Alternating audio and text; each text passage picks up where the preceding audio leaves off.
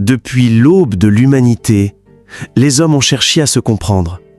Mais il existe des langages plus forts que les mots, des langages universels. La musique.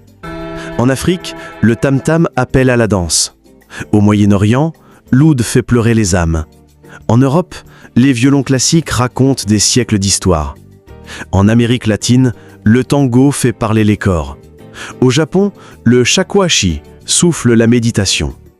Et partout, les battements du rap, de l'afrobeat ou du reggae rassemblent des foules immenses qui chantent, parfois sans même comprendre les paroles.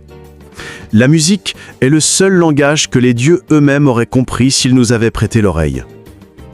Le sourire. À Paris, à Dakar, à Tokyo, à Rio, à Moscou, à New York, le sourire reste le même. Un réfugié accueilli, un marchand qui gagne un client, une mère qui sert son enfant. Pas besoin de traduction. Un sourire, c'est la clé qui ouvre toutes les portes. La danse. Regardez. Au Brésil, la samba. En Espagne, le flamenco. En Afrique de l'Ouest, les pas du sabar ou du boko-boko. En Corée, le K-pop qui déchaîne des stades entiers. Même sans connaître les pas, on comprend le message. La joie est universelle. Les émotions. En Inde, les pleureuses des funérailles. En Amérique, les larmes après une victoire sportive. En Afrique, les éclats de rire d'un village entier lors d'un mariage. Le langage de la larme et du rire, lui, ne connaît pas de frontières. Le feu et la lumière.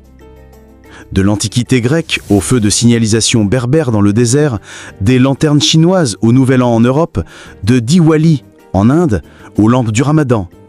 Le feu a toujours voulu dire « ici, il y a vie, ici, il y a chaleur ». L'art. À Lascaux, en France, des bisons peints sur la roche.